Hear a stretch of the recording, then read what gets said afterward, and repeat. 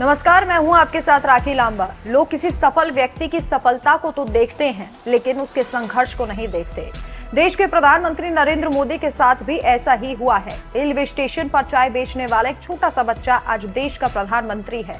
हालांकि विरोधी हमेशा उनके संघर्ष की खिल्ली उड़ाते हैं। जिन लोगों को विरासत में सब कुछ मिला हो, वो संघर्ष को नहीं पहचानते।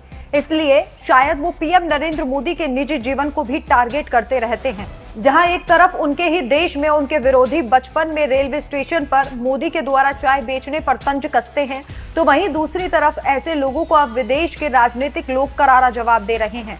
क्योंकि पीएम नरेंद्र मोदी आज एक ग्लोबल लीडर बन चुके हैं और वो लगातार विदेशों में देश का मान बढ़ा रहे हैं।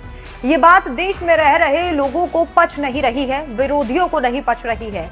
ऐसे लोगों को कई बार विदेशी मंचों से फटकार भी लग चुकी है, जो पीएम नरेंद्र मोदी को बदनाम करने की कोशिश करते हैं। पिछले दिनों निर्वासित तिब्बती सरकार के राष्ट्रपति पेनपा तेसिंग ने भी प्रधानमंत्री नरेंद्र मोदी की तारीफ की थी और केंद्र सरकार को बदनाम करने वाले एजेंडे को लेकर भी विरोधियों को फटकारा था। और अब अमेरिका के राजदूत ने पीएम नरेंद्र मोदी की तारीफ की है और भारत की धर्मनिरपेक्षता पर उंगली उठाने वालों के लिए ये एक तमाचा साबित होगा। उन्होंने पीएम नरेंद्र मोदी की तारीफ करते हुए कहा कि भारत में एक चाय बेचने वाला एक ग्लोबल लीडर बन चुका है, जो गर्व की बात है।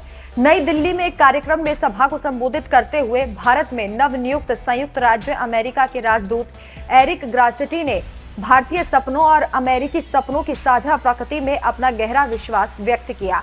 दोनों देशों के बीच समानताएं दर्शाते हुए ग्रासिटी ने इस बात पर जोर दिया कि दोनों देशों ने एक साधारण शुरुआत को असाधारण उपलब्धियों में बदलने वाले व्यक्तियों की अविश्वसनीय कहानियां देखी हैं। उन्होंने पीएम नरेंद्र मोदी की तारीफ करते हुए कहा, एक लड़का जो चाय बेचता था वो आज देश का प्रधानमंत्री बना और आज वो भारत का वैश्विक मंच पर नेतृत्व कर रहा है।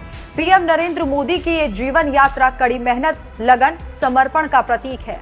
पीएम नरेंद्र मोदी बचपन में रेलवे स्टेशन पर चाय बेचते थे। इसके बाद उन्होंने आरएसएस ज्वाइन की। हालांकि विपक्ष इस बात को लेकर पीएम नरेंद्र मोदी की खिल्ली उड़ाने की कोशिश करता है, लेकिन गारसेटी के इस बयान को विरोधियों के मुंह पर एक करारा तमाचा माना जाएगा। और इतना ही नहीं, देश के सर्वोच्चतम पद पर बैठी राष्ट्रपति द्रौपदी मुर्मू को लेकर उन्होंने कहा, इस देश ने एक संथाली शिक्षक की असाधारण उपलब्धियों को भी स्वीकार किया, जो सभी बाधाओं के बावजूद भारत की राष्ट्रपति बन सकी है।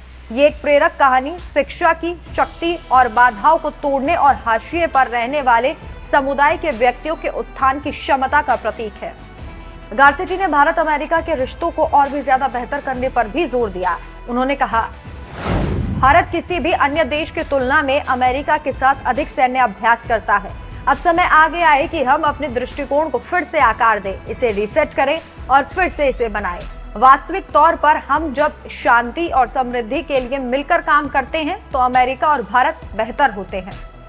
गारसेटी के इस बयान से विरोधियों को तगड़ी मिर्ची लगने वाली है। अमेरिका से लेकर दुनिया के कोने कोने में बसी महाशक्तियां पीएम नरेंद्र मोदी का लोहा मानती हैं, क्योंकि वो जानते हैं कि पीएम नरेंद्र मोदी ही हैं जो भारत को वैश्विक गुरु बनाने के पथ पर अग्रसर कर रहे हैं।